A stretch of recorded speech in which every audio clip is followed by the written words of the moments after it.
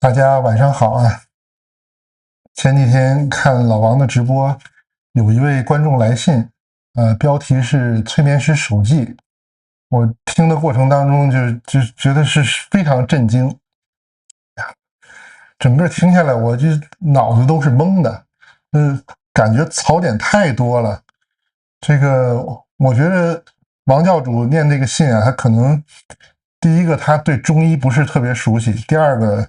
他對催眠這個行業，對催眠這種行為，對催眠療法，他可能是沒有經歷過，也不認識，所以他讀這個信啊，我就看很多這一期節目之後，當時就很多人在聊天室裡面就問，哎，這催眠師的這個聯繫方式是什麼呀？然後後來好幾期我看都有人在聊天室在問，還有在評論區在問這個王教主，要這個催眠師手記的這個作者，就這個催眠師的聯繫方式。我看完以後呢，我覺得就是還是有必要跟大家講講我的一些觀點吧。我覺得倒不一定就是騙子或者壞人，但是他可能他的这個經歷啊，他的認識，和我們傳統意義上學術界認為的這個中醫和催眠療法是不一樣的，可能跟他受的培訓還有他從事的一些經歷有關係。那我就順着他給王教主寫的這封信，然後把一些爭議的點，一些我認為和我知道的事實和常識不太符合的東西，還有他來信當中一些自相矛盾的地方，我拿出來跟大家講一講，大家看一看怎麼能夠更確認知這件事兒吧。好多中國人，尤其是其實整個東亞文化圈對這個催眠療法，現代催眠療法其實是不太了解的，因為社會上相对來說比較少。哎呀，感謝大家報道啊！這個時間還可以嗎？我就先順着他這個信來講吧。這樣的話，講到哪兒，然後咱們就聊到哪兒。他一開始就是一上來就先介紹自己嘛。他的 title 就說他是一名催眠師，而且是美國NANGH 催眠協會會員，然後在國內從業10餘年。就這一個簡單的一句話，我一下就懵了。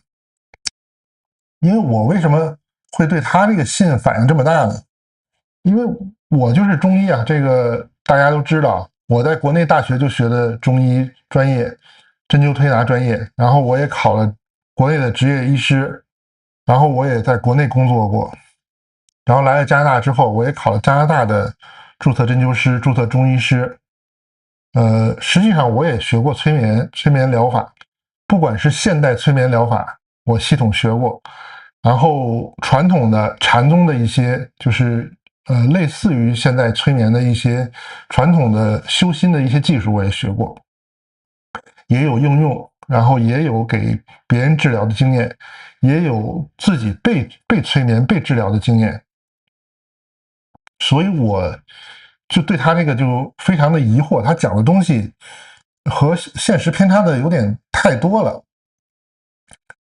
第一個，我從來沒聽說過美國有一個催眠師的協會叫 NANGH。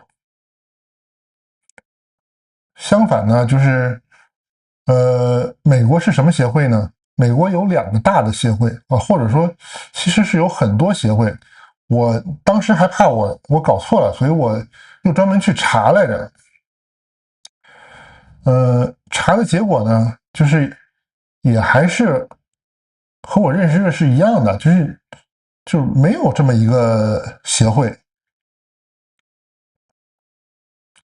就是他說這個 NANGH 有一個協會，它是 NGH 協會，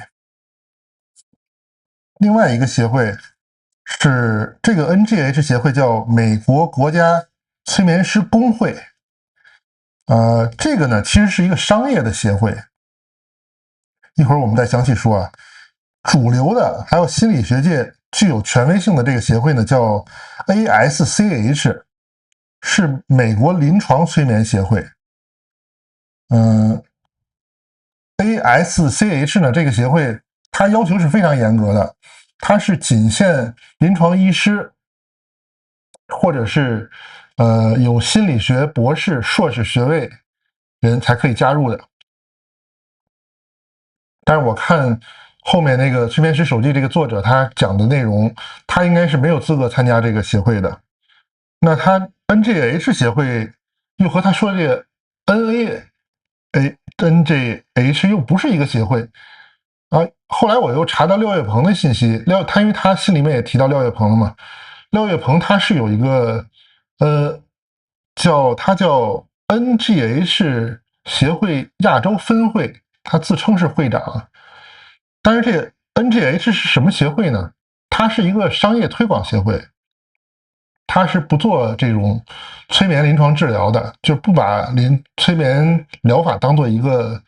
臨床行為，它是一個這種身心靈啊，或者叫放鬆這種算什麼協會呢？它那個就是推廣商業培訓的，培訓時間非常短，有的就幾天，甚至是1、2周。然後你就交錢就可以加入這個協會，這個協會可以說是沒有任何含金量的，也不具有臨床資格。就是你是他的會員，你是不能有任何臨床行為，也不能有任何臨床宣傳。美國的規定是你如果是這種協會，你不是那種剛才說的這種臨床心理療法的協會的話，你是不能說任何診斷、治療、治癒這種相關的詞彙和字眼和宣傳效果的，如果你說的話，就是直接違法的。所以他这個協會就是一個很大的問題。而且他自稱是催眠師嘛，那你這個催眠師在中國其實也是有認可的，並不是他說的，他後面說中國是沒有催眠師，實際上這是沒有催眠療法，這個實際上是一個非常大的誤解。催眠療法在非常早的時期，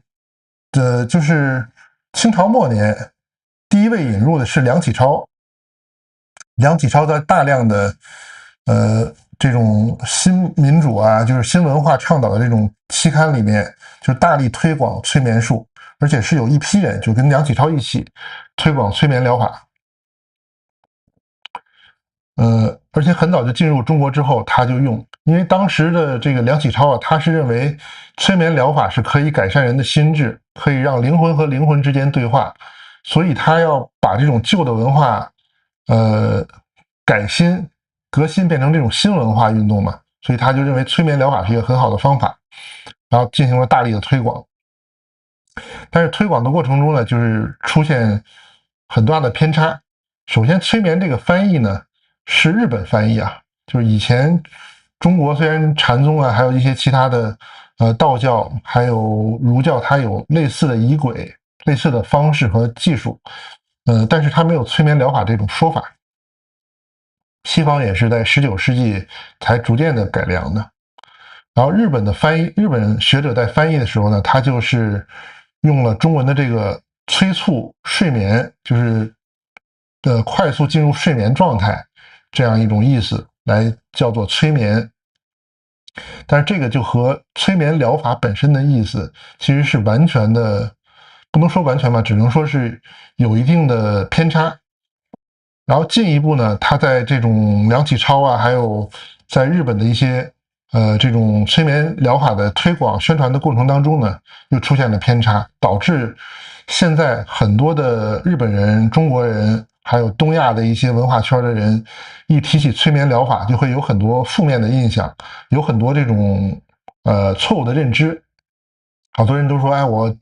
如果被做催眠，是不是就睡着了，就沒有喪失意識了，別人就可以控制我了？這個其實就和原始的這個催眠療法是不一樣的。實際上，催眠療法你如果正規操作的話，很多人第一個反應就是我學的時候啊，包括我學的時候，我的第一感受說，哎，你催眠半天，我最後我沒睡着啊。這個就是一個特別大的一個誤會。實際上，現代催眠療法，它他的創始人在他的後期也發現這個問題，就是好多人把他英文他也是睡眠嘛，就是希臘的睡神的這個意思，然後他就好多人就把它跟睡眠聯繫起來了，但是實際上催眠療法和睡眠是完全是相反的。睡眠的时候，我们的主意识是完全就是沉睡掉了，你是沒有意識的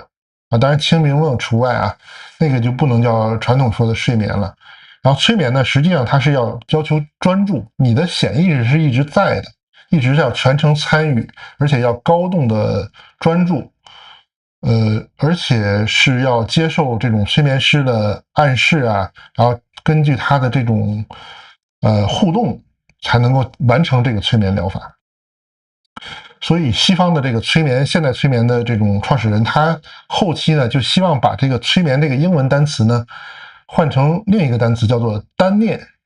就是單一的思念，或者叫單一的念頭，或者我們用中文說就是專注吧，就是我們把顯意識專注在某一個概念或者某一個意象上面，然後你的潛意識才能夠由此浮現，能夠和你自己的潛意識進行對話，進而挖掘出一些心理上的問題啊，改善一些這種疾病或者是精神狀態，而不是說很多影視作品啊，還有一些小說當中的說這個催眠之後你就可以改變這個人，讓他180度變化了，或者說像一些這種早期的魔術表演的這種催眠療法，就是把人進入這種僵硬的狀態，你可以站個人呀，可以這個放上很重的東西啊，這是一種表演的戲法，它是利用了人的這種進入催眠狀態之後的一種狀態。那就是說這個，首先它這個協會就是有很大的問題，然後在中國呢，其實和美國是管理一致的，就是他後來說中國沒有催眠，這就讓我很疑惑，因為我接觸這個圈子嘛，這個圈子其實很公開的，而且他從講幾超開始，這一直沒斷過。2017年之前呢，中國是經常把這個催眠療法當做一個國家心理諮詢師的常用技術，所以他在培訓當中也是有這種催眠療法，然後也是允許心理諮詢師做這個催眠療法這個行為。但是2017年就發現社會亂象太多了，就很多當時這個心理諮詢師也確實不值錢，你就是說實話，就是你隨便參加個培訓，看2本書，你去考試都能考過。然後就出現很多這種江湖騙子，就是拿這個催眠當由頭去騙財騙色，就是很多亂象。所以2017年的時候，國家就是取消這個心理諮詢師這個職稱了，那自然就沒有了。但是它實際上一直是在臨床醫學，就是心理學還有精神科醫生，他是一直有這種催眠療法的這種行為干預這種一種治療方式的。你現在在公立醫院裡面，如果去心理科，或者有的醫院裡面它叫做身心醫學科，就身心科，你都可以要求去做這種催眠療法。然後如果適合的話，這個醫生也應該會給你預約進行這種心理的催眠療法的治療的。但是首先大家要明白，催眠療法不是萬能的，也看不到前世，看不到輪迴。任何號稱催眠能夠看到前世、看到輪迴的，毫無例外都是騙子，都是打着科學名義進行偽科學宣傳的一種詐騙行為。尤其是現在很多號稱叫量子催眠呀，這個量子催眠這個發明人，他在學術界爭議是非常大的，他一直是游走在這個違法的這個邊緣上面。它的特點，量子催眠的特點就是號稱說我可以幫助你看到你的前世，這個爭議是非常大的，那個我們一會兒可以慢慢細說啊。總之就是他這個第一句話就是暴露出來，至少他培訓然後從業的這個途徑，我覺得不是一個正規的途徑，它不是一個系統學過現代催眠療法的人。而且他說的這個國內從業10餘年，那他這個資質就不對，那他從業，我只能說你是做的，並不是我們這種專業人士認為的催眠療法。然後後面一句，他就真的就是讓我聽着就生氣啊！他說他是中醫世家第4代傳人，然後呢，外公外婆，就還有太外公，在舊社會是當地知名中醫。這個單說這句話是沒問題的，但是你到後面你又說了很多的問題。你第一個，你如果是知名中醫，那你一定是有名号的，你把名字可以說出來嘛，对吧？就像我之前說這個潘潘他們家潘树人，這是每一代人都是可以查的。那你像我們學校的教授趙少勤，他父親是清朝最後一任的這個太醫的医官正，這個就是御醫院的院长啊。那你這個都是可以查的，你这個可以叫几世中醫。然後当然他自己說的經歷說，他沒見過他的這些長輩看病，那這不就很奇怪了嗎？你是幾代中醫的這個傳人，然後你又沒見過他們治病，然後你又說是他都是這個被那人接去看病，然後呢他又說怎麼看的呢？不開藥，然後呢是門上貼符。那我覺得你要是門上貼符這種治療方式是成不了名中醫的，對吧？中醫從漢代開始就是6不治，第1條就是信巫不信醫者不治，就是你把封建迷信或者說我們說宗教習俗這種行為、玄學的行為和醫學的行為你要分開嘛。然後後面他又說他這個學了4個月就拿到國家的中醫資格了，這個我是不是打問號，我是直接打一個大叉子的，這就純粹胡說八道了。中國的臨床執業醫師那是非常嚴肅的，要求資格非常嚴的，你必須是正規的公立院校5年全日制本科，你正規學下來的，你才有資格報考。你怎麼可能4個月你就能考試通過呢？哪怕說你是早期的，你不是本科畢業，你是專科畢業，以前有這種中專，中專之後轉大專，你大專之後可以考助理醫師，然後助理醫師拿下來之後，你在臨床工作一段時間之後，你才可以考執業醫師。那你說你原來也不是學中醫的，自己說的自己非專業出身，以前不信這些，也不學這些，也不感興趣，你怎麼突然4個月你就能考這個臨床執業醫師呢？據我所知是不可能有這種途徑的。你如果說是現在的這種政策有這種確有專長，或者說師承類，這個也是要求非常嚴格的。以前師承類剛開始的時候是要求根師3年，他是要上一些課程，你要確實上了，然後也確實根師3年了，你有資格報考，然後它是特殊的這種執照，特殊的考試。現在也都改成5年了，就是你要正式拜師，然後符合資格。你像我當時也是有給這種師承的学员我去当過導師嘛，他是要求你有一定職稱以上，2位臨床執業醫師經驗豐富的做擔保，我們要給他寫這個擔保，然後他才有資格參加這種師承的學習。然後你師承的學習他有規定的培訓的課程和時間，然後你滿足條件之後你才能報考，這也不可能你4個月就能搞定。而且我也不認為任何天才可以在4個月內就把這個中醫學會的。你通過考試，但是看什麼考試，你4個月通過執業醫師考試，我認為也是不可能的。所以你要不然說謊了，要麼就沒有說真實的信息。我想的唯一有可能的就是你可能是參加這種所謂的勞工部發的這種中醫調理師啊，或者叫什麼保健按摩師啊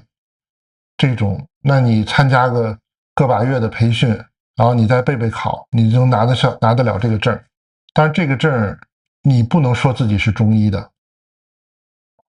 你对外宣傳你是中醫是不行的，你一定是只能宣傳你是這種所謂的中醫調理師或者是保健按摩師，你去從事這種保健行業，然後規定的一些勞動技能，它是表明勞工部你是接受過這種培訓，你可以從事相關的技能作為工作，但你不是一個臨床醫師，你也不能做臨床行為，你是不能治病的。這個包括他後面寫信也跟这個王教主說，哎，我什麼覺得民間才有高手，這個就是我一向就是反對的。民間不可能有高手，你如果民间有高手，他一定會被推到官方，一定會走正規化，一定會拿到證書的。國家是有各種各樣的途徑可以讓你走到台面上，成為一個正規的醫療人員的。如果不能成為，那說明你的技術有問題，或者你的理念有問題。就是好多人都是就是被這種民間人士啊洗腦洗得太厲害，就認為沒證的一定比有證的厲害。那你這個稍微有一點基礎知識，或者有一點邏輯思維能力，或者有一點生活常識，你就知道，大家學過開車，那你說如果一個人連駕照都考不過，考了10幾次都通過不了，他怎麼證明他開車就一定能比有駕照的開得好呢？可能這個人通過駕照了，他可能技術不行，但是說明他是有安全意識的。那你如果你技術開得再好，你連這種基本的駕照考試都通過不了，那你能說明什麼呢？我只能說明你肯定是有一些致命缺陷在的。那醫療也是這樣啊，你說你醫術再怎麼高明，然後你最後你說你考這個醫師執照考不下來。我剛畢業考醫師執照的時候，我們能看到很多那種白髮蒼蒼的60、70歲的老人跟我們一起考試，然後這考官說這屢試不第，就是永遠參加考試，永遠考不過。這個因為跟這個制度有關係啊。97年之前，97年中國頒布這個醫師法，之前是沒有醫師證的。醫師證就是你畢業參加工作，你工作一段時間之後，就默認你有證。然後97年之後呢，他是以前在這個工作，有人給你證明你是從事這個工作的，他就直接給你發一個醫師證了。然後你在這之前你沒工作，沒有在這個行業的，那你就必須要證明你有這個資質，然後去參加考試。那你這個就是怎麼說呢？又號稱幾代是這個醫學世家，然後你又沒有這個資質，然後你又通過不了正常的考試，你去幾個月去做這個所謂，你就號稱自己是中醫了。我覺得這個就是純騙人了。我就勸這位催眠師以後不要打着中醫的旗號，你這個真就是純騙人的。你自己沒捫心自問，你算一個合格的中医嗎？趕上直播想諮詢一個問題，早上起來面部水腫，左側太陽穴隔一段時間跳痛，左側身體也麻麻的。這個情況，如果你每天都有的話，我建議你還是查一查，到醫院做一下檢查吧。我覺得可能是你的頸椎有問題，也有可能是腦血管有問題，這個可能性很多，有可能很輕的問題，也有可能很重的問題，檢查一下比較好。首先你可以試調一調你的枕頭，可能枕頭不合適啊，睡姿不合適，這個情況是比較多的。然後頸椎病的可能性也有，但是你整個身子都麻，這個這個情況我覺得不是很簡單的，你最好去查一下，查一下心脑血管，查一下颈椎，查一下腰椎吧，就是胸椎也可能有問題。你这樣直播問的話，我就只能簡单這麼回答你了。最近2天雨天伴有失眠，那你休息不好的原因可能是很大的。你也可以就是先休息一下，觀察看看。那我建議最好還是先查一下，或者你把這個詳細的情況你寫個郵件告訴我，然後我幫你分析一下。好，我們回到正題啊，這個就是說他的這個資歷，然後最氣人的就是他說他為什麼學4個月就能學會呢？說是叫他用了一個詞兒叫基因覺醒。然後看書學習速度很快，學針灸五運六氣，然後有一種悟道的感覺。這個就是太氣人了，就不是說他描述這個行為啊。第一個，我們先分析了，他學那個不是什麼正經東西。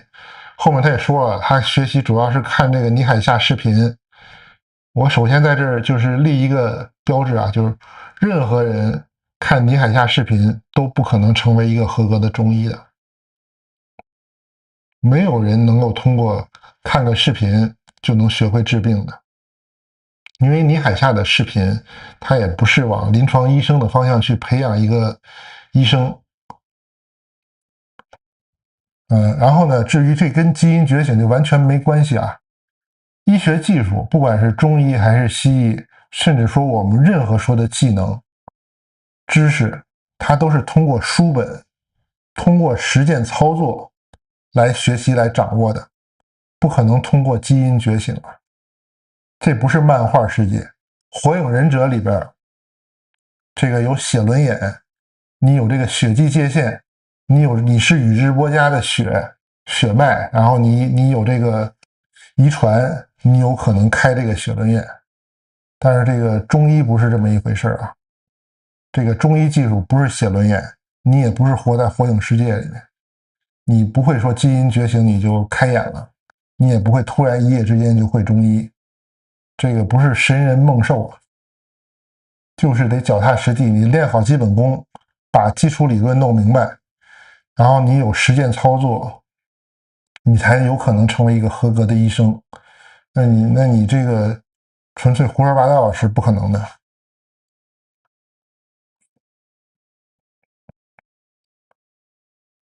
然後我看看他後面講了什麼。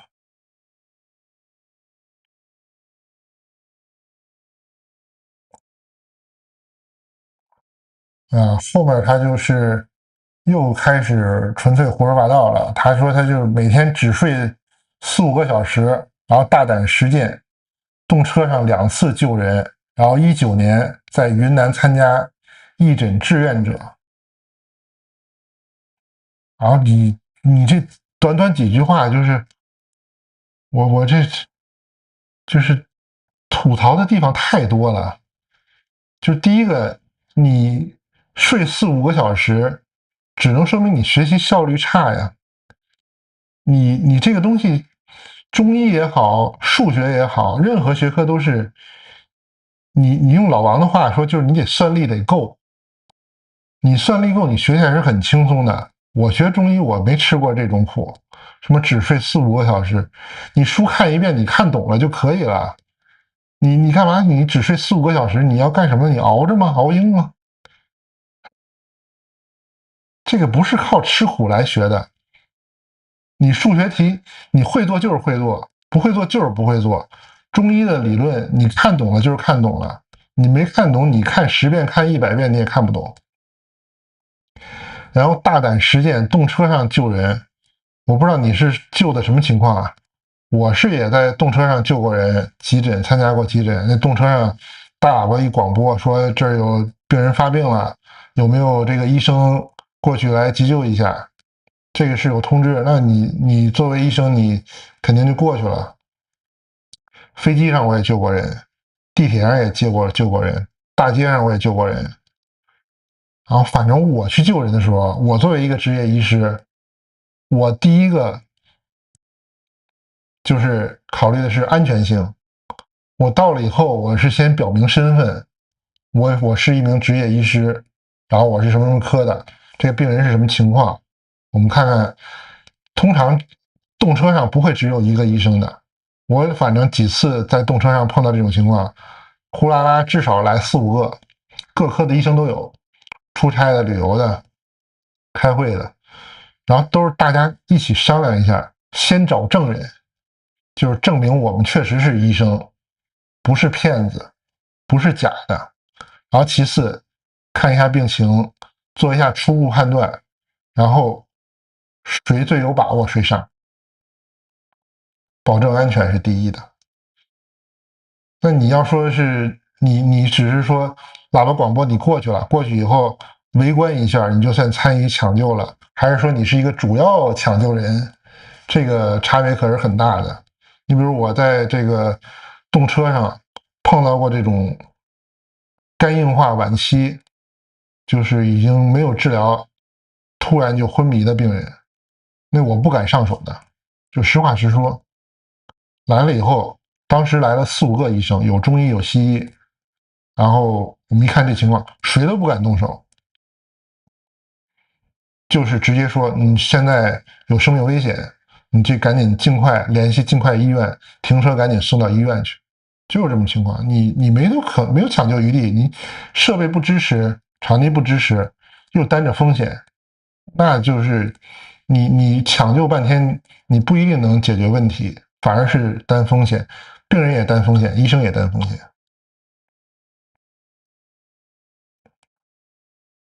他應該是想說自己睡眠效率高，那就更搞笑了。哎呀，這個我覺得理解不了他的一些這種言辭行為。然後那至於你說參加義診，就是你像我也去內蒙啊，去一些邊遠地區、寧夏這些地方去參加過義診。你去參加義診活動，不管是誰組織的，第一個你要符合的，你有醫療資質，你才能參加義診。或者說你去當志願者，你是這個團隊裡邊，你比如說維護交通的、維持秩序的、端茶倒水的，或者說做一些這種其他的志願服務的，這你和去參加義診，這是兩個概念。你參加這個活動不代表你是在做義診，我們是去做醫療的義診，這個是兩個概念。這個你如果沒有特殊目的，我覺得你去寫信給王教主也好，對外宣傳的時候也好，一定要分清楚，不然你的宣傳就是在打擦邊球，再讓你的病人產生誤會。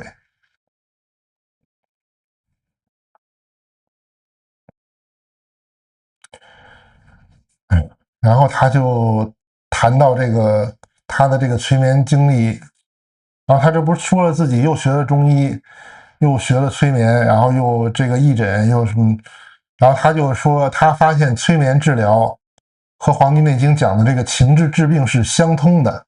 通你媽了個逼！操，你媽純粹胡說八道嘛！這個催眠治療是催眠治療，催眠療法有催眠療法的定義，然後中醫的情志療法有中醫的情志療法的定義，你不能混為一談，你也不能亂弄，你不能像你這個有的這個商業培訓機構，就是講點中醫概念，講點催眠療法的概念就混為一談。我說的就是廖岳鵬啊，就是他媽胡說八道，就把一幫人都帶壞了。中醫的情志療法是說你的不同的情志是歸屬不同的臟器，可以歸屬不同的五行，然後引起這種身體的氣機的變化，然後它會引起的一系列的身體的症狀。這個其實它是涉及到五行生剋之後，它是一個情志的一個歸納，歸納之後呢，是會有一些治療的方式的。其實大家可能，如果你是在中國上學的話，你可能都了解過這個行為。就最典型就是范進中舉，范進說這個多年不第，然後最後終於考中舉人了。這一看一接榜，整個喜極，這個喜的太多了呀，喜的喜的這個情緒過了之後呢，人瘋了。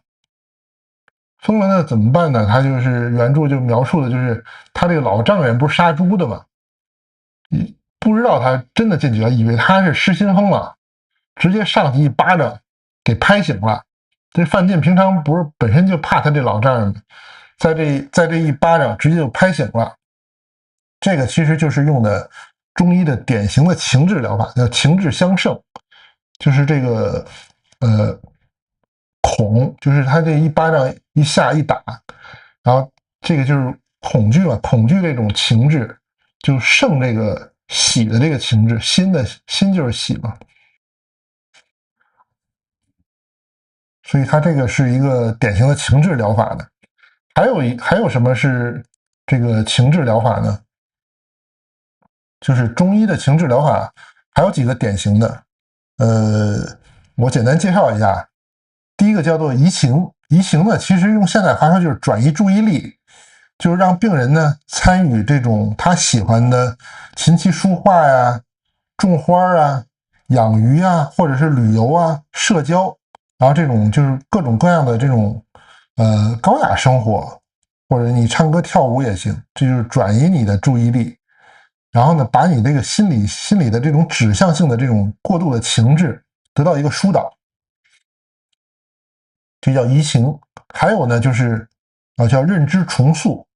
就是傳統的叫法叫異性。前面說的是移情嘛，還有就是異性，移情異性就是中醫情志療法的典型特徵。異性呢，就是通過交談，通過學習，然後你把他之前的一些鑽牛角尖的一些思維，比如他這個人抑鬱了，或者他是很焦慮的這種狀態，然後你去通過談話，通過讓他看書啊，或者是學習啊，或者看電影啊，改變他的這種思維定式，改變他的思維習慣，還有價值觀，然後增強他的這種心理的韌性，就是讓他的這種情志的承載能力更強，這個叫做異性。還有就是我們這個常說的中醫講的這個靜心凝志，就是靜養，還有冥想，就通過打坐，或者是導引行氣，或者是練功，就是讓這個神氣內藏，來讓這種身心處於這種恬淡虛無的狀態下，增加這個自我修復。這個是中醫的情志療法。那催眠療法呢，其實是通過催眠治療師、心理醫師，他通過語言誘導、暗示，然後讓你的這個潛意識一些潛藏的意象能夠挖掘出來、分析，然後解決你一些心理情志上的問題。但是現在來說呢，現代催眠療法更多的是有一些特殊的疾病，就是認為這種跟身心相關的疾病，它是可以通過大規模數據證明療效是明顯好於其他療法的。最典型的就是我們說的抑鬱症，還有焦慮情緒，還有PTSD， 就是心理創傷。還有的一個比較典型的，像什麼偏頭痛啊，還有腸易激綜合徵。腸易激綜合徵就是大家知道這個現代醫學沒有太好的辦法，但是通過催眠療法，很多人是得到明確的改善的。這是催眠療法用的最多的。然後社會上流行的呢，還有兩種是很多人認為這個是不是中醫的這個情志療法，但是你從我個人或者說從學術界來說，這兩個其實不是中醫的催眠的情志療法，不是中醫的情志療法，它是算是民間的一種，怎麼說呢，就是特殊療法。典型的就是王鳳儀的性理療病，還有劉善人說病，這兩個有一段時間特別流行。甚至就是我們醫院那個領導當時有一段都特別信服這個東西，到處在醫院推廣，那肯定是有原因的啊。那我也簡單介紹一下，王鳳儀呢，就是後來人就稱叫王善人嘛，他的學說的核心呢是叫病由心造，治由性起。他呢是把這個中醫的這個五志系統，就是剛才我們說的這種喜怒憂思哀悲恐驚，然後呢變成了更為極端的叫五毒理論，就是把这个情志呢就归成怒、恨、怨、烦、恼，应该是这五种。他認為這五種情緒呢，都是對應着人的性格本性當中的陰暗面，這個是導致臟腑病變的直接原因。然後呢，他的行為呢，就是說，把這個人，比如說這種好爭理呀、不服人呀、傲慢呀、心胸狹隘呀、怨天尤人，煩躁啊、自卑啊，就種種這種負面的情緒，對應了很多這種疾病。然後通過這種，把這個中醫的這種，氣機的分析，轉成了這種，社會倫理的這種因果判斷。他就認為每一種病都是對應着特定的這種道德瑕疵，然後就變成這種民間的說病了。然後現在就是這種叫什麼劉善人嘛，就是劉有成，他就是在各個領域去推廣這個性理療病，同時呢又擴大化。他這個方式呢，我也見過，就是到處問這個病人，你的家庭關係是什麼呀？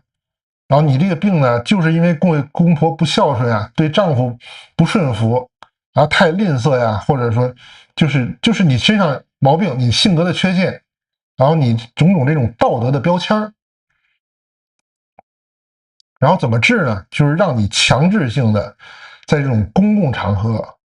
或者是私下進行這種深刻的悔過，就到什麼程度呢？一定是讓你這種痛哭流涕，然後叫釋放陰氣。然後怎麼算成功呢？就是出大汗，或者是嘔吐，或者是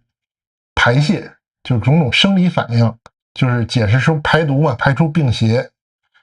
這個呢，雖然他這學說呢，就是有點這個張從正的這個攻邪療法這個思路，但是他這個呢，其實怎麼說呢，就是把這個醫學邏輯就變成一個道德決定論了。但是實際上，我們你見過病人多了之後，就是不是所有的病都跟這些有關係啊。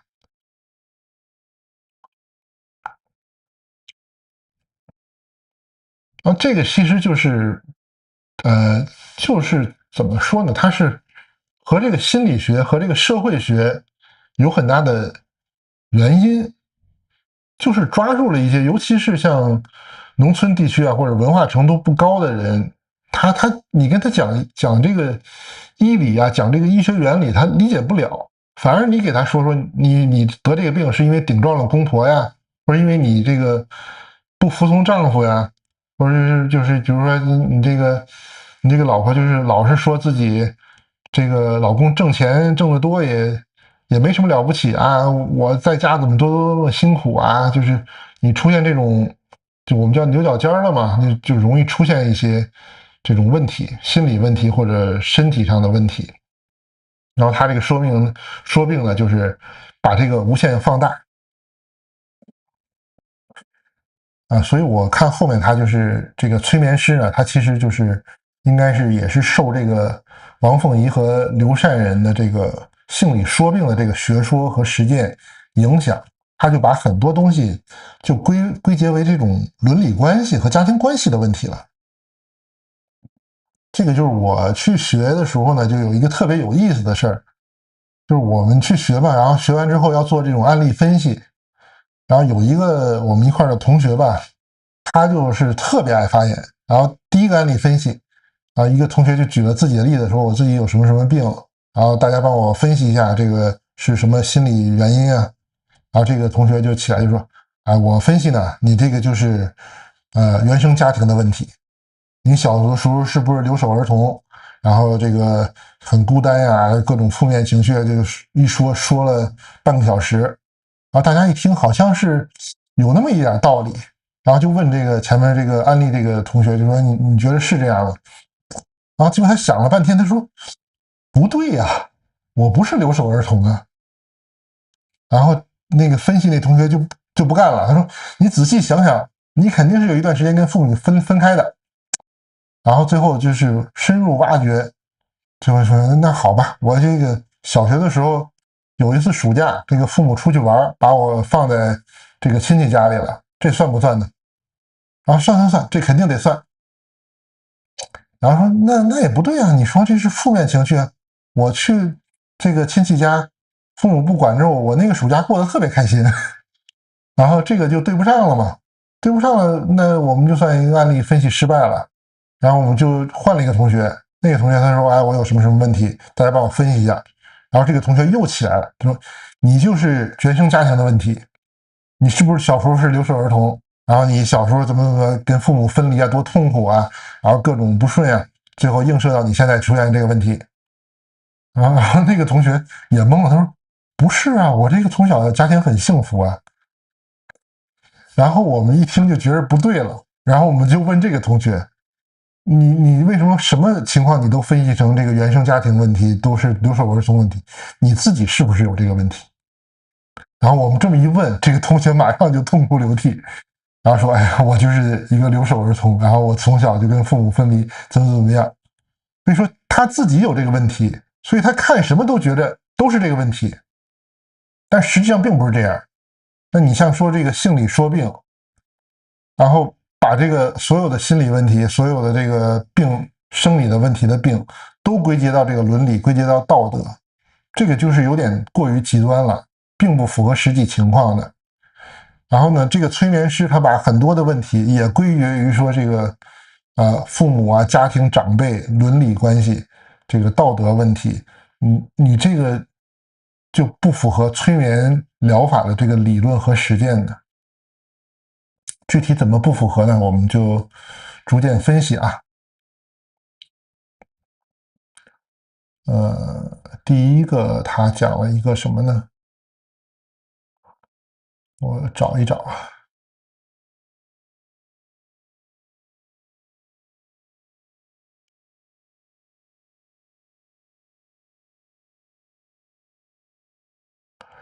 他這兒還特別有意思，就是他這個一開始又硬把催眠療法和這個中醫扯完之後呢，他說了一個他最大的心願嘛，說這個催眠療法能像針灸艾灸一樣，成為國內普羅大眾熟知的一種調理技術，不是玄學，不是神秘學，而是一種可學習可運用的技術。那這個東西又和他後面說的就完全反過來了，他後面又開始扯這個前世啊、輪迴啊，又開始扯這個什麼長輩的靈魂又回來附體啊。那你到底是把它當做一個科學技術呢，還是當做一個玄學神秘學呢？你這個大哥，你這個自我矛盾了呀！你要玄學，你就完全玩玄學的這些東西，你又不是玄學的這些相關的邏輯和技術。然後你要強調這個你催眠療法有多科學，你又扯半天這個玄學，這個人不能自相矛盾到這種程度吧？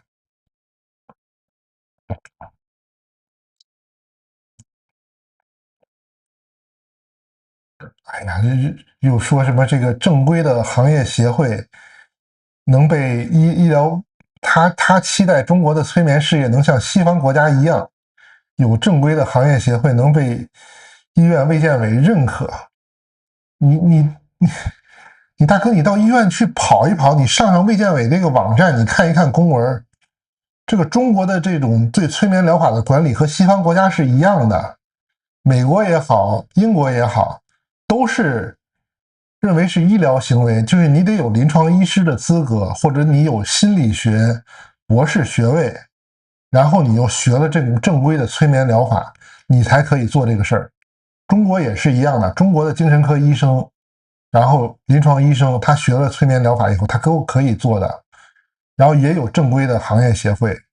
然後不是你參加的那個野雞的行業協會。醫院裡面有這個行為，有這個醫療技術，只是說大家不就是認知的不夠嘛，就是因為大家對這個催眠療法認知的不夠，那才有你這種渾水摸魚的人可以行騙，可以混晚飯，幹10幾年都沒被人拆穿。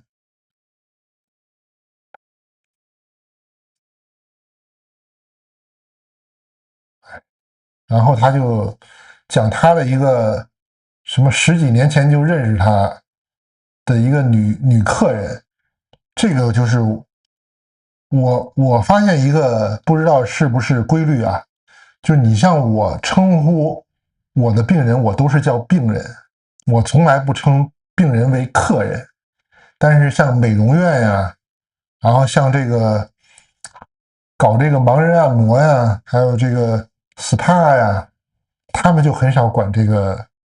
病人叫病人，他們都叫客人。那我覺得這個就是你如果叫女客人，那你做催眠你就不是為了治病，然後你這個說的這個說的和做的言行不一啊。他這說的比較亂啊，簡單的意思呢，就是說他這個女客人，他強調的是女客人，然後呢是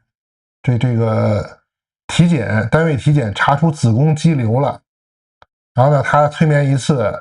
然後呢又催眠一次，然後過了2個月以後再去體檢。注意啊，他這不是說的原話，子宮息肉沒有了。子宮肌瘤和子宮息肉，我覺得你從中文都能聽出來，這是2個事兒吧？那這就說明你沒有醫學基礎知識，或者你那4個月中醫白學了。這個子宮肌瘤和子宮息肉不是一回事兒。你到底是子宮息肉體檢出來了，還是子宮肌瘤體檢出來了？還是子宮息肉沒了，還是子宮肌瘤沒了？這個性質可是差了很多的。然後呢，他說這個醫生給他這個女客人的解釋是說可能會誤診了。然後他說他不知道是不是誤診，然後他認為是說他通過催眠，這個精神和情緒心情改變了，所以這個息肉就沒了。我在這兒說一下啊，就是任何的正規的催眠療法是絕對不會宣傳說你得了腫瘤或者你得了息肉，催眠之後這個息肉或腫瘤就能變沒的。如果這麼宣傳，他肯定不是一個正規的催眠療法的治療師，而且他也沒有醫學常識，這種是明顯有誤導性的這種說法。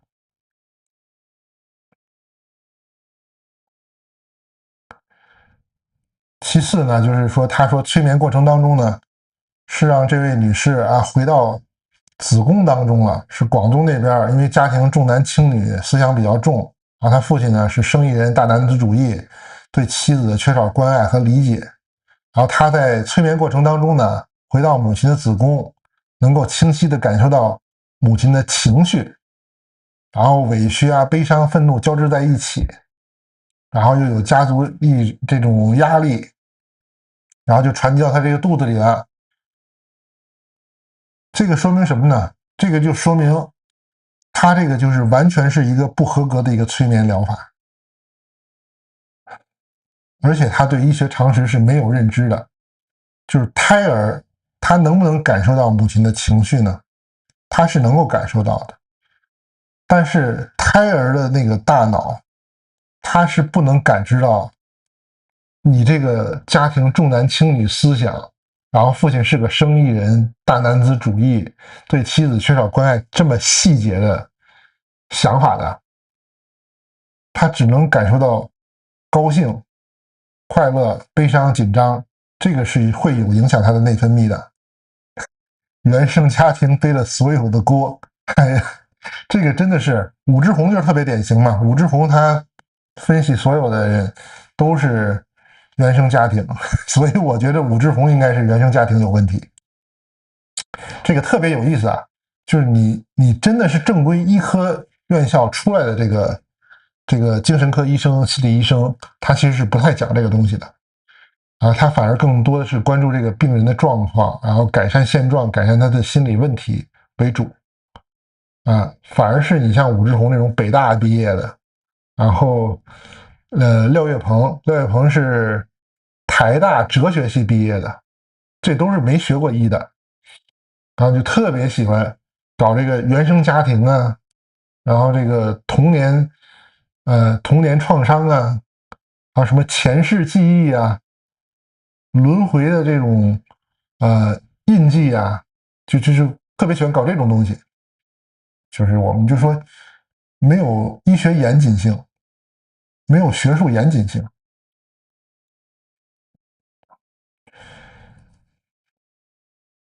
所以就會出現這種問題。然後他後面又談到胎教的時候嘛，就說這個作為母親，你如果懷孕的時候啊，你千萬不要怎麼樣，那你這個不就是道德綁架了嗎？你這個道德綁架和那個他說的他這個客戶這個家庭也好，丈夫這種大男子主義也好，給這個孕婦的這個壓力，和你強制要求這個孕婦懷孕期間不能有負面情緒這個壓力，哪個更大呢？你這就太搞笑了嘛！這不是你本來作為一個女性，尤其是她第一次懷孕的時候，她各種緊張、焦慮，那是很正常的情緒嗎？那你不允許她有這個情緒，那你要她整天傻呵呵的樂着嗎？你就是完全把女性當做生育工具了嗎？當做人造子宮了嗎？那是一個大活人，活人可能沒有七情六慾嗎？她還突然有個胎兒，她沒有經歷過這種懷孕的經歷，然後出現生理的波動，出現這種激素反應，她有情緒不是正常的嗎？發脾氣不是正常的嗎？你應該做的是你安撫這個孕婦的情緒啊，而不是說絕對禁止不讓她有這種情緒，然後還說這才是最好的胎教。你自己，我懷疑這是一位男性或者沒懷孕過的女性啊，你這個才是真正的大男子主義呢。你這個比那個重男輕女的這個思想更可怕，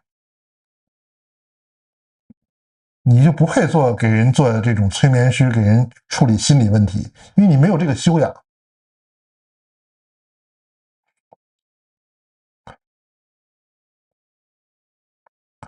然後最後就是又說的這個什麼，這個釋放這個什麼對母親的不滿，那你到底是說他母親懷孕的時候的這個情緒的問題，還是說胎兒時候的這個情緒的問題？你這個就是，你從心理療法、從心理學、從催眠療法上，你也都是說不清的。就是你做這個催眠療法這個事兒，但是你這個過程當中，你這個現象你沒有能力解釋，然後反而是胡亂說的，按照你自己的邏輯思維，按照你自己的倫理道德，按照你的三觀來去解釋，然後最後我覺得反而是給他的这個病人造成心理壓力了。然後又說這個老人的附體啊，你前面你剛說完你這個催眠療法是技術，不是這個玄學神秘學，你又提這個東西，這個就是你像我有一個師兄啊，他是中醫的博士，博士畢業之後呢，幹完臨床他覺得不夠，他對心理學感興趣，他又專門去學了心理學的博士。之後呢，他就对催眠療法、現代催眠療法，他都學遍了，就是系統的研究，寫的畢業論文也是催眠療法相關的，而且他的畢業論文就是催眠療法和丹道和這個禪修相關的這個研究，非常硬核。後來臨床當中也是以催眠療法為主，就是治療很多的疾病。包括他自己，他會學這個東西，就是因為，這個網友留言是啊，正規心理醫生和精神科醫生在醫院、診所都是可以催眠的，而且很擅長處理這種 PTSD 問題，臨床中用的很多。我就不知道他怎麼得出結論說中國沒有，就只有他這一小撮人可以幹，他那一小撮就是完全就是游走在這個違法的邊緣的。隨時可以被舉報非法行醫的。然后我那朋友就是，我也給這個王教主這個觀眾推薦過，就是確實有這方面的問題的，可以去找他，於博士。他是正規的催眠療法，而且他對催眠療法進行了一定的改良吧，就更符合中國的這個文化。就是你會有這種中國的文化的一些概念融入進去，就是大家更能接受。他是因为他自己眼睛就幾乎失明，已經視力到0.1、0.2的程度，然後後來通過打坐，通過練這個丹道周天，然後加上催眠療法、自我催眠，然後把这個視力恢復到正常的狀態。他就跟我聊過，我也看過他做一些催眠，就是你進入到催眠裡面，你會看到很多的景象，然後病人會有很多大腦產生這種意象嘛，然後你關鍵是你怎麼解釋這個意象。比如這個患者說我看到一個吊死鬼，那你去怎麼解釋？那你正規的受過心理訓練的話，你是要分析，你說啊，你為什麼會看到這個吊死鬼？它可能是這個形象是和你的心理映射和你的心理問題或者你的生活經歷中的哪些情況有可能有映射，然後我們要怎麼去在催眠療法當中去解決掉這個心理映射，把這個心理映射處理乾淨，然後你相應的心理問題得到妥善的解決，這個是正規的。但是不能亂來的，就是不能說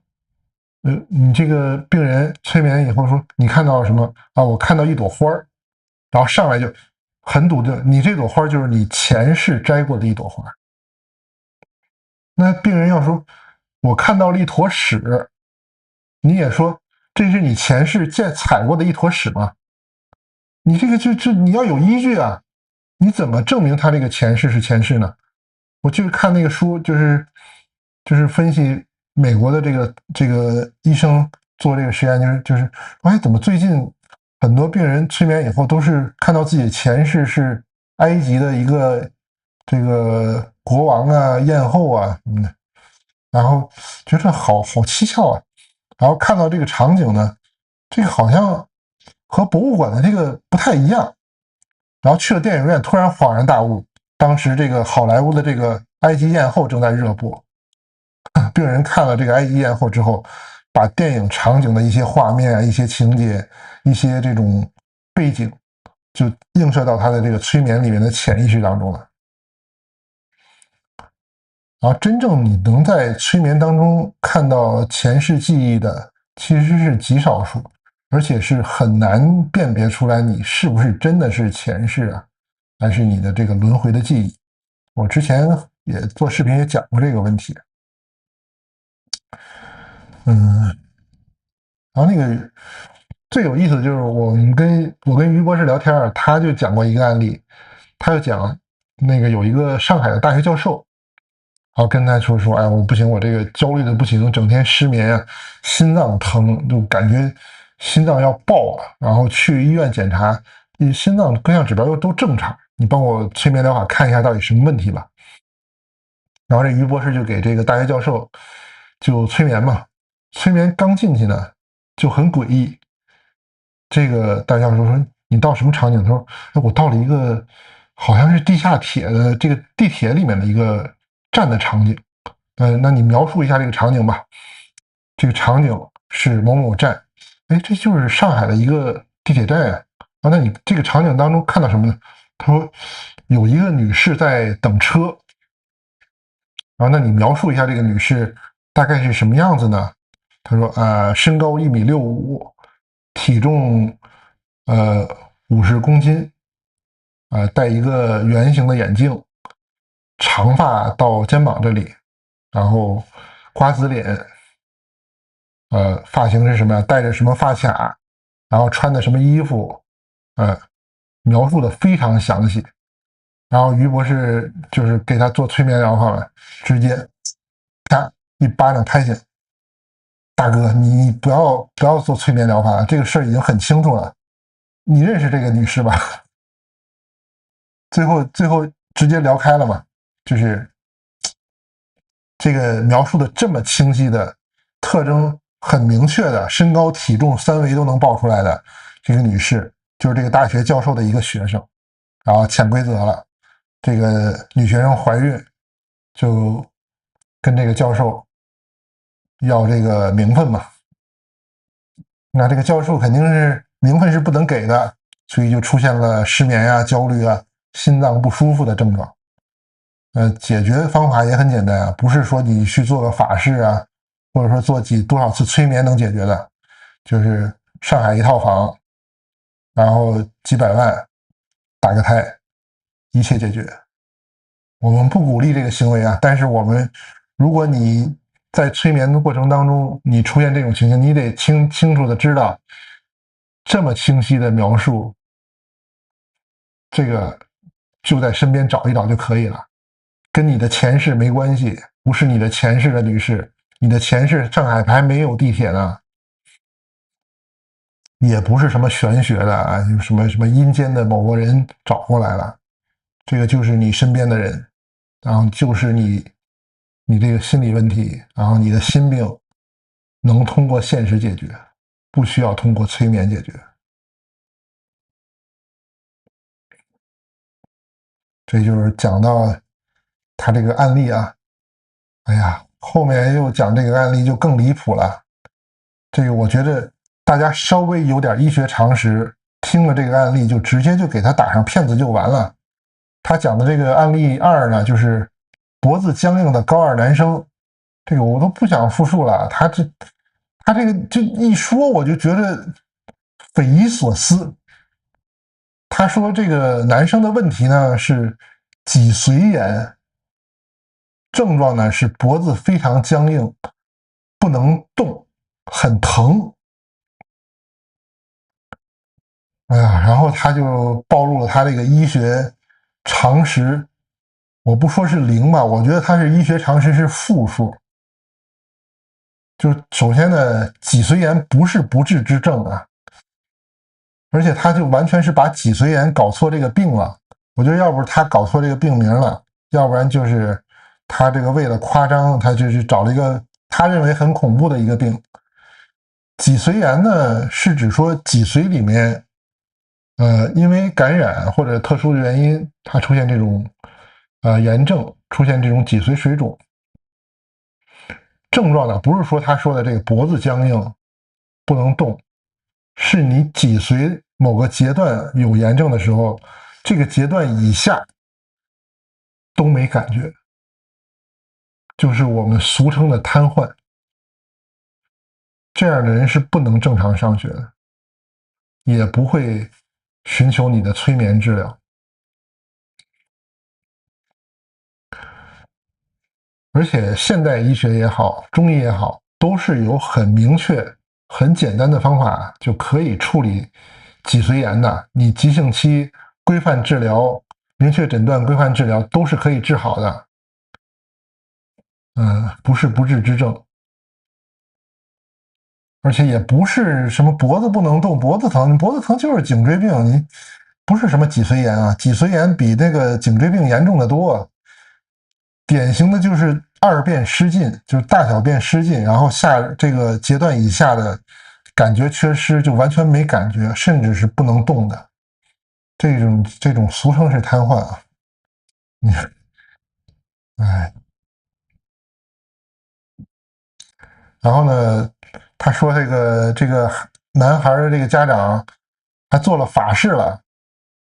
然後各種這個辦法都試了，都是沒用。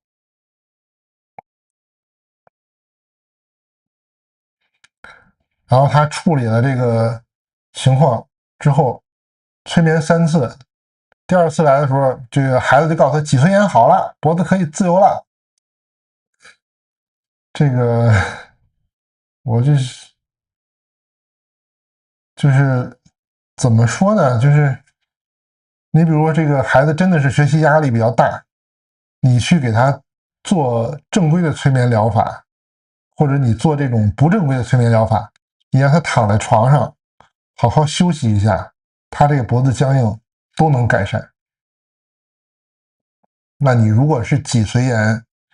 你絕對不是你做個催眠療法能好的。你像我做過一個應該是脊髓震盪的病人，就是我好像原來直播的時候也說過，就是一個人去這個河裡的摸魚，就是摸魚，結果不小心在河裡面摔倒了。摔倒之後呢，他的症狀是腰以下，就是胸椎腰以下完全没感覺，不能动，就是急救车抬过来的。抬过来我这有经驗，这一看你用原来的说法就叫癔症，但它其實應該是有一點點這個脊髓震盪。然後我說你不用擔心，就是先安撫情緒，然後給他做了一下正骨，就當時就能好，都不需要催眠。當然這種情況其實是比較適合催眠療法的，當然需要你比較有經驗，然後能夠做出正確的這種心理暗示。哎呀，他說的這個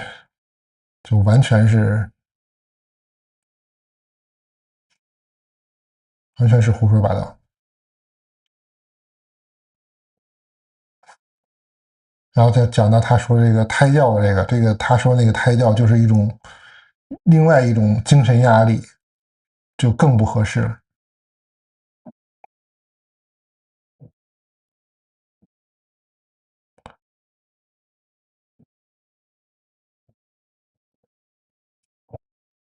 然後他就講的这個，哎呀，他講的這個，我覺得更多的可能是他自己的這種心理問題，我就不複述了。總之就是他這個信啊，我覺得充分暴露了他沒有醫學常識，而且學的不是一個正規的臨床催眠療法的一個培訓。我想想，我這個還準備了哪些啊？廖岳鵬其實他提那個廖岳鵬的培訓嘛，就是一個很典型的。廖岳鵬最早呢，他是作為一個翻譯者，他在90年代的時候翻譯那個催眠聖經嘛，就是把一些西方的催眠療法的書籍翻譯成中文，這個確實是有一定的推廣科普的作用。然後後一步呢，這個廖岳鵬呢，他就做了很多這種催眠的這個 CD， 就是把他這個催眠啊，就是變成套路化的一些這種語言暗示提示，然後加上一些音樂，就賣這個 CD 啊，應該是掙了一批錢。好多人就是通過他那個 CD 了解這個催眠療法的。然後這個行為呢，就是在正規的臨床催眠療法或者是臨床心理學的專家裡面，就是引起非常大的爭議。就是你確實你這個催眠 CD 呢，給一些有心理問題啊，或者是有一些比如說睡眠問題的人，他確實是有一定廉價的改善的方式。但是你這種程式化的東西呢，就把人當做一個標準的人。但是我們一直強調，就是人不是標準人，每個人都是個性化的，每個人的心理問題也都是個性化的。然後你按一套標準流程去做成 CD， 然後去給人弄。這個如果有一些嚴重心理問題的人，他用了他這個 CD， 就非常容易出現問題。這其實是出過非常嚴重的這種情況的，也有過官司的。然後呢，廖岳鵬的培訓也是有正規的心理培訓呢，更多是你要先明白這種心理學的原理，了解催眠療法的歷史，然後了解它怎麼變成現在這種規範的操作，怎麼個性化的去安全的去做這種催眠療法。然後廖岳鵬那個不是，廖岳鵬那個培訓，我沒參加過他的培訓，但是我看過他那個教材，他第一天就是讓這個學員去做那種程式化的催眠，就是不斷的暗示啊、誘導，然後你去做一些規範化的、程序化的一個催眠療法的一個流程，這個就是非常容易出現這種醫療事故。然後你會把人就是都往一些固定的場景，就是剛才我說的，你看見花就是前世的花，你看見屎就是前世的屎，你這個就不會別的了，因為你沒學過正規的理論嘛，你出現一些你解釋不了的情況，你都是往上生搬硬套的，你這是非常不好的一種行為。然後我看一看還有什麼要講的。這個也講過了。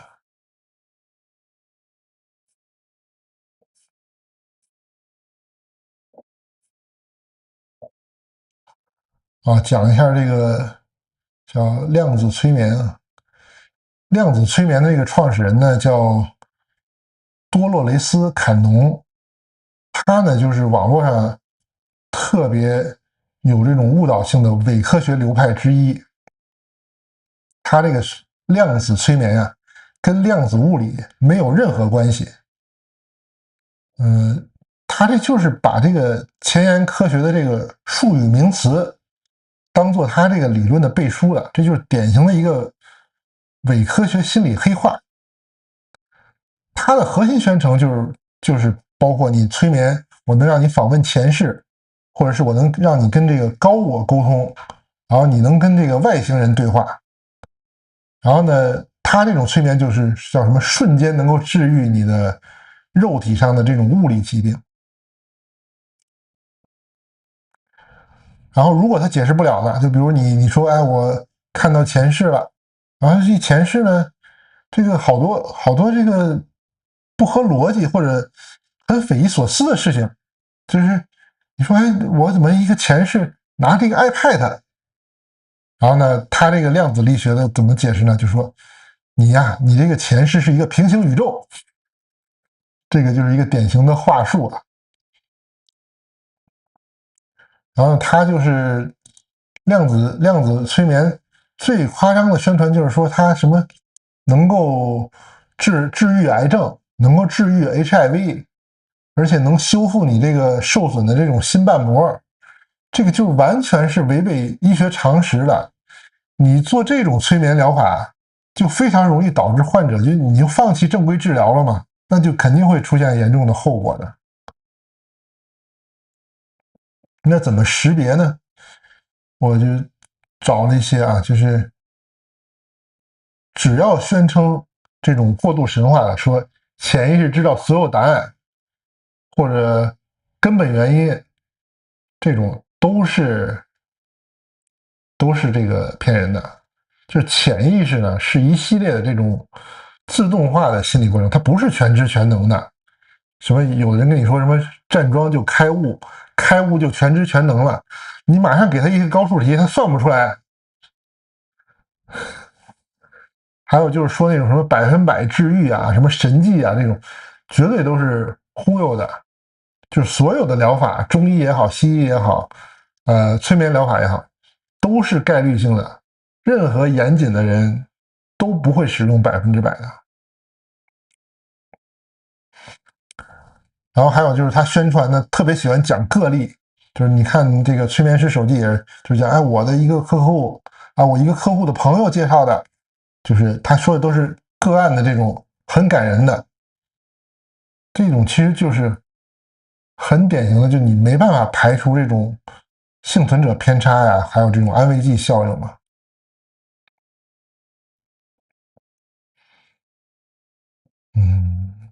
還有什麼呢？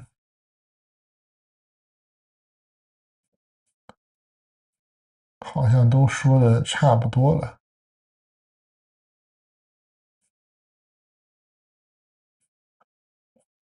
就台灣其實是有另一個，也是在做這個催眠培訓的，他們就是心理學家做的，那個就非常嚴謹，就明顯就跟廖岳鵬那個就完全不一樣，沒有與時俱進。現在叫 AI 催眠，AI 催眠我也知道這個，AI 催眠呢，它現在叫做虛擬現實催眠嘛，就等於它通過一個沉浸式那種3D 景象，這個怎麼說呢？現在我看有一些文獻就已經報道了，就是它確實是會比這種傳統的由這個醫生來進行口頭引導會更快誘導，而且出現這種比較深的這種潛意識的狀態。我看有一個報道就是說，慢病管理，還有就是兒科燒傷換藥那個止疼效果，就是它通過這種3維虛擬的催眠，就是效果已經是非常好的，而且已經在有一些醫院在用了。還有就是就是有一些前沿的東西吧，就是有一些科研在用。你包括其實我們原來做那些氣功的那些實驗，也是涉及到有一些催眠療法的理論，然後有一些數據都能觀測得到的。就是大家，你如果对这个催眠療法感興趣啊，你就先正規的了解一下，買本這種科普書學一學，但是不要看什麼量子催眠呀，也看到這個廖月鵬這仨字也趕緊避雷，就是不要看這種偽科學的宣傳，然後你去正規的了解一些基礎知識，因為你梁啟超他翻譯催眠，他把日本這個催眠療法這個催眠這倆字兒拿過來之後呢，他有他的私心嘛，所以就是反而是讓很多人有這種負面的印象了，這個其實不是很好，但是也沒有那麼神奇，就是大家掌握催眠療法是可以有很多日常應用的。你像我去年萬聖節的時候講的這種表演法呀，就是說小孩子你去讓他去萬聖節要糖的時候，你先通過一些語言誘導，然後呢讓他的這個裝扮更有意義，讓他這個要糖這個行為更有意義。其實當時就是借用這個催眠療法的一些理論還有實踐的這種方法，就是一種比較淺的催眠應用。或者我們還是用這個發明人他後期晚年用的這種叫單念，就是我們把一個單一的顯意識的意念，然後來代替它雜亂的顯意識，然後你從而讓這種潛意識得到一個植入，可以有這種正向的正面的實際意義，這個是可以日常應用的。我記得我朋友他對他小孩學習就是用的這個方法，比如他孩子學古詩啊、學古文的時候，就讓他穿一身漢服，然後說你就去想象，你現在就是一個宋朝的一個文士，你現在去吟詩啊，去背詩，結果就發現他這孩子就背詩就背得特別快，很快就能進入狀態。